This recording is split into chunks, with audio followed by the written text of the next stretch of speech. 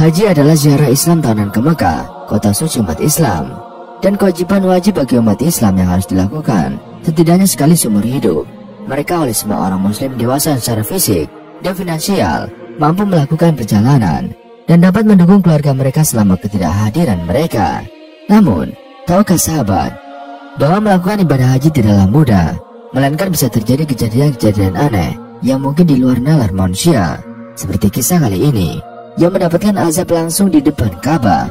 Bagaimana kisahnya? Tonton sampai akhir agar tidak tersesat dan ambil hikmahnya. Di sebuah desa kecil di Indonesia, hiduplah seorang pria bernama Rahman. Rahman dikenal sebagai sosok yang tampan dan karismatik. Banyak wanita yang tertarik padanya. Namun, Rahman menyimpan rahasia kelam yang tidak diketahui oleh banyak orang. Di balik pesonanya, Rahman memiliki kebiasaan melakukan hubungan seksual yang tidak wajar. Sejak muda, Rahman sering terlibat dalam hubungan seksual lewat dubur, suatu perbuatan yang dilarang dalam agama dan norma sosial. Meskipun ia tahu bahwa perbuatannya tidak sesuai dengan ajaran agama, Rahman terus melakukannya. Setiap kali melakukannya, hati kecilnya berteriak, tapi hawa nafsu seringkali menguasai akalnya. Dalam keheningan malam, ketika ia sendiri, rasa bersalah selalu menghantuinya. Namun saat siang tiba, pesona dan kehidupannya yang glamor menutupi segala kesalahannya. Tahun berganti tahun, dan Rahman mulai merasakan kekosongan di dalam hidupnya. Meski memiliki segalanya, ada perasaan hampa yang tidak bisa ia jelaskan. Suatu hari, seorang teman lama, Ahmad, datang mengunjunginya. Ahmad menceritakan pengalaman spiritualnya saat menjalankan ibadah haji. Mendengar cerita tersebut, Rahman merasa tergugah dan mulai berpikir untuk memperbaiki hidupnya. Ia merasa bahwa satu-satunya cara untuk membersihkan dirinya dari dosa-dosa masa lalunya adalah dengan menjalankan ibadah haji. Setelah mempertimbangkan dengan matang, Rahman memutuskan untuk berangkat haji. Ia mempersiapkan segala sesuatu dengan penuh keseriusan. Di dalam hatinya, ia berharap perjalanan ini akan menjadi titik balik di dalam hidupnya. Rahmat berangkat bersama rombongan dari desanya dengan harapan dan niat yang tulus untuk bertobat. Setibanya di Mekah, Rahman merasa terharu melihat Ka'bah yang megah. Aura spiritual yang kuat menyelimuti dirinya. Dia merasakan kedamaian yang belum pernah dirasakannya sebelumnya. Setiap malam, Rahman berdoa dengan penuh penyesalan atas dosa-dosa yang telah dilakukannya. Ia memohon ampunan Allah dengan hati yang tulus. Dan pada suatu hari yang cerah, Rahman memutuskan untuk melakukan tawaf di sekitar Ka'bah. Ia berdiri di depan Ka'bah, bermunajat dengan khusyuk. Dalam doanya, ia memohon agar Allah mengampuni segala dosa-dosanya. Dia merasakan getaran spiritual yang kuat dan mulai menangis terseduh-seduh. Tiba-tiba Rahman merasakan panas yang luar biasa di bagian bawah tubuhnya. Dia terkejut dan melihat ke bawah, hanya untuk menemukan bahwa penisnya terbakar.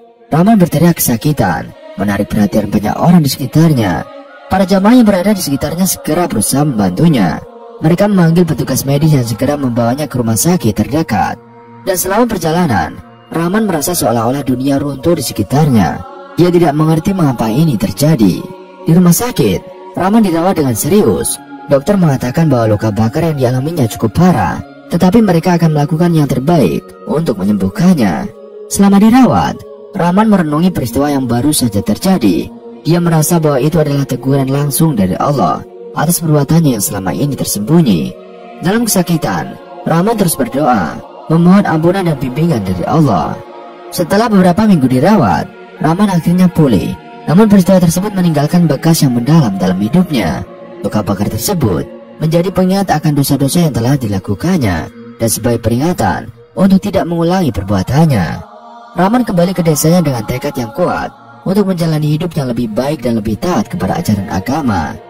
Dan sesampainya di desa, Rahman mulai aktif di masjid, mengikuti pengajian, dan juga membantu kegiatan sosial. Dia menceritakan pengalaman spiritualnya kepada orang-orang di desanya sebagai bentuk penyesalan dan juga pelajaran bagi mereka.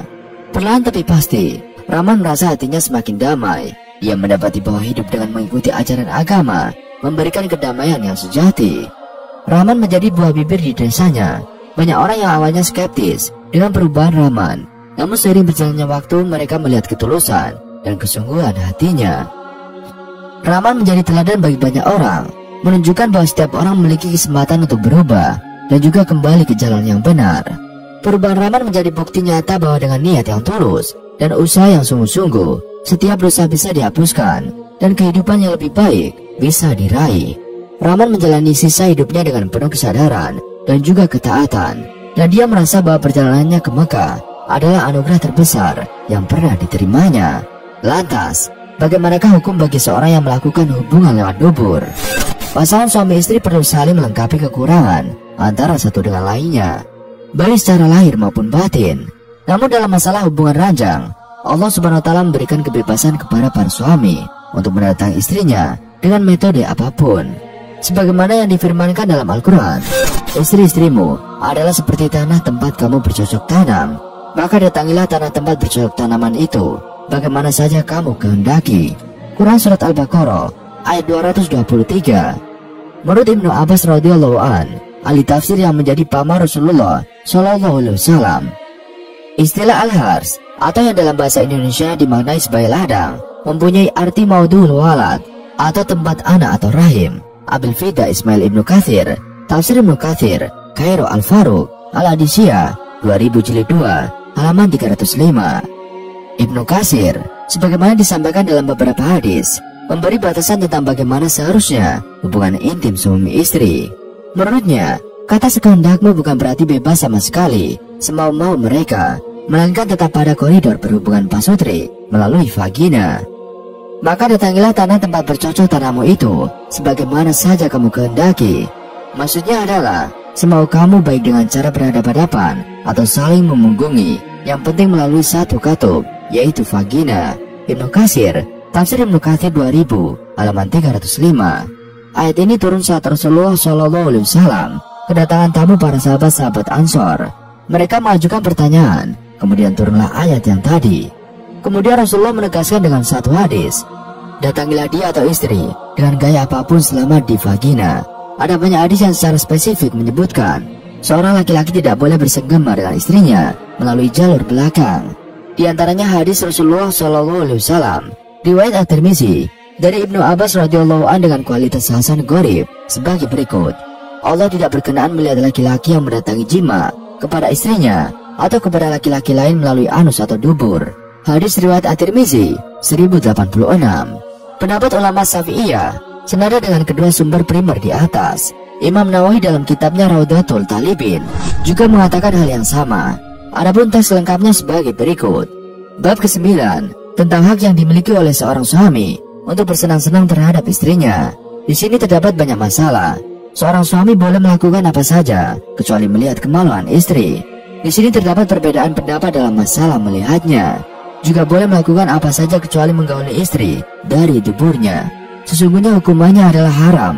Boleh bersenang-senang dengan tubuh antara dua pantat atau tidak sampai jima, serta memasukkan zakar ke vagina meskipun dari arah posisi belakang. Abi Zakaria, Yahya Saraf, An-Nawawi, Raudhatul Talibin, Beirut Darul Kutub, Al-Ilmiyah 2003, Juz 5 halaman 535. Kesimpulannya, berhubungan seks bagi suami melalui anus istrinya atau anal seks adalah haram sesuai dalil syara yang tadi. Secara sudut pandang medis, terdapat beberapa hikmah. Di antaranya, anus memang tidak dipersiapkan untuk senggema, sehingga tidak terdapat pelumas atau lubrikasi. Hubungan anal bisa memicu wasir, infeksi, dan lain sebagainya. Islam melarang karena perbuatan ini. Hal itu sebagaimana dalam surat Al-Baqarah ayat 222. Quran surat Al-Baqarah ayat 222. Dan mereka menanyakan kepadamu, Muhammad, tentang haid. Katakanlah itu adalah sesuatu yang kotor. Karena itu jauhilah istri pada waktu haid, dan janganlah kamu dekati mereka sebelum mereka suci. Apabila mereka telah suci, campurilah mereka sesuai dengan ketentuan yang diperintahkan Allah kepadamu. Sungguh, Allah menyukai orang yang tobat dan menyukai orang yang menyucikan diri. Dalam buku berjudul Fikih Cinta, karya Abdul Aziz Ahmad, dijelaskan di sana, kalau diharamkan bagi seorang suami menyetubuhi bagian istrinya lewat belakang atau dubur. Dengan tegas, Islam mengharamkan praktik tersebut. Diriwayatkan oleh An-Nasai dan Ibnu Hibban dari Nabi Muhammad SAW. Beliau bersabda, Allah Subhanahu wa Ta'ala tidak akan memandang seorang pria yang menyetubuhi bagian tubuh istrinya. Lebih lanjut, diriwayatkan oleh Ibnu Adi dan Abu Daud dan Imam Ahmad dari Rasulullah SAW, terkutuklah orang yang menyetubuhi istri pada bagian tuburnya. Kemudian diriwayatkan oleh kelompok Sunan, kecuali An-Nasai dari Rasulullah, beliau bersabda, siapa saja yang menyetubuhi istri yang sedang haid, atau menyetubuhi istri pada bagian tuburnya, atau datang menemui peramal, dan membenarkan kata-katanya, maka ia sudah kafir terhadap apa yang diturunkan kepada Muhammad. Tidak berhenti di sana, larangan berhubungan intim lewat belakang ini juga diriwayatkan oleh An-Nasai dari Tawus. Ia berkata, Ibn Abbas pernah ditanya mengenai orang yang menyetubuhi istrinya pada bagian duburnya. Ia berkata, kamu bertanya kepadaku mengenai kekafiran. Dari hadis tersebut dapat ditegaskan sekali lagi bahwa menyetubuhi bagian dubur itu haram, sebab berbahaya bagi kesehatan dan fisik, serta bertentangan dengan prinsip-prinsip keutamaan dan juga akhlak. Dalam Islam, zina tergolong sebagai dosa besar bagi kaum muslimin. Saking hinanya perbuatan tersebut, Allah Subhanahu wa Ta'ala bahkan membenci dan menyebut zina sebagai sesuatu yang kotor serta keji. Dalam surat Al-Isra ayat 32, Allah Subhanahu wa Ta'ala berfirman, janganlah kamu mendekati zina, sesungguhnya zina itu adalah perbuatan keji dan jalan terburuk. Allah Subhanahu wa Ta'ala melarang hambanya untuk mendekati zina, apalagi berbuat demikian. Dalam kitab Minhajul Muslim, Syekh Abu Bakar Jabar Al-Jazairi mengartikan zina sebagai hubungan badan yang diharamkan, baik itu melalui kemaluan maupun dubur, oleh orang yang bukan pasangan suami istri sah. Zina terbagi atas dua macam, yaitu zina musan dan khairu musan. Menurut fikih jinayah, susunan M. Nurul Irfan dan Mas Rofa, zina musan merupakan hubungan intim yang dilakukan oleh orang yang telah menikah. Pelaku zina musan seperti suami, istri, duda atau janda. Selain zina musan, ada juga zina khairu musan. Zina jenis ini dilakukan oleh mereka yang belum menikah dan tidak berada dalam hubungan pernikahan. Sebagai perbuatan yang kotor, keji dan juga dikutuk oleh Allah Subhanahu wa Ta'ala, maka azab yang diterima pelaku zina di akhirat kelak sangatlah pedih. Lantas, apa saja siksaan yang diganjar kepada pelaku zina? Dan berikut bahasanya. Azab bagi pelaku zina di akhirat kelak: 1. Dibakar di tungku api neraka. Mengutip dari buku Melatih Anak untuk Taat Beribadah Sejak Dini karya Syekh Mustafa Al-Adawi, kemaluan para pelaku zina akan dibakar di dalam tungku api neraka. Penjelasan mengenai azab ini tercantum pada sabda Nabi Muhammad SAW ketika Isra Mi'raj. Pada malam itu, dua malaikat mendatangiku, dan seterusnya hingga pada ucapan, kami pun pergi mendatangi suatu benda seperti tungku. Tiba-tiba kami mendengar suara dari dalam benda itu. Ketika kami lihat, ternyata di dalamnya ada lelaki dan perempuan telanjang. Dari bawah mereka tiba-tiba meluncur bara api. Dan ketika bara api itu mengenai mereka, mereka berteriak-teriak. Aku atau Rasulullah SAW bertanya pada kedua malaikat tersebut, siapakah mereka? Keduanya menjawab, lelaki dan perempuan telanjang yang ada di tungku itu adalah para pezina. Hadis riwayat Bukhari. 2. Kekal di neraka jahanam. Telah dipaparkan sebelumnya bahwa zina tergolong ke dalam dosa besar. Allah Subhanahu wa Ta'ala bahkan telah menyiapkan tempat terburuk bagi pelaku zina, yaitu di neraka jahanam. Di sana wajah mereka akan ditarik menggunakan rantai lalu disambut oleh ular berbisa dan kalajengking dengan ukuran besar. Kedua hewan tersebut akan mencapik-capik tubuh pelaku zina tanpa rasa iba. 3. Hisab yang buruk.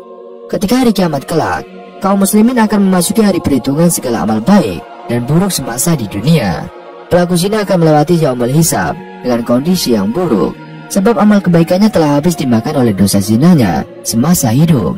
Dijelaskan dalam buku Dosa-Dosa Jariyah oleh Rizam Aisyid, ketika para pezina mengetahui bahwa hisab amalannya buruk, maka wajah mereka berubah murung.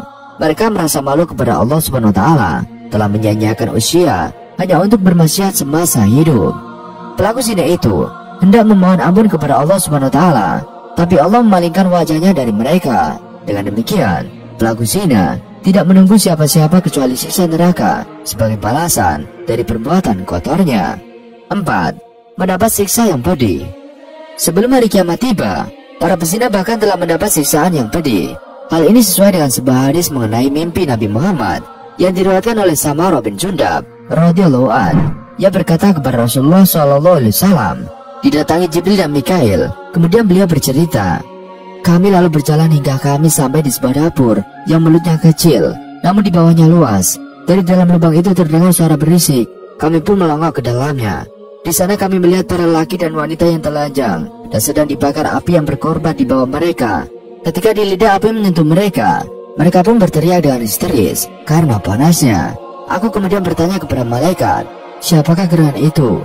Malaikat menjawab, mereka adalah para pezina, dan ini adalah azab mereka hingga hari kiamat. Hadis riwayat Bukhari. Selain itu, ada pula sebuah kisah kaum Sodom atau kaum yang suka berhubungan lewat dubur pada zaman Nabi Lut alaihissalam. Garis keturunan Nabi Lut alaihissalam berkaitan langsung dengan Nabi Nuh alaihissalam.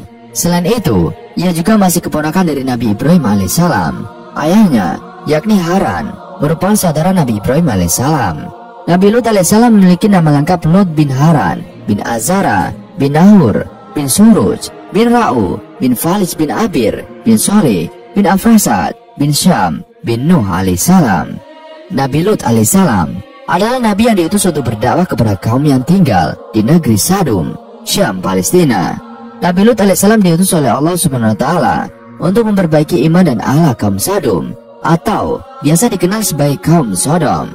Kaum Sodom adalah kaum dengan iman dan akhlak yang rusak sebab maksiat dan kemungkaran telah merajalela dalam kehidupan sehari-hari mereka.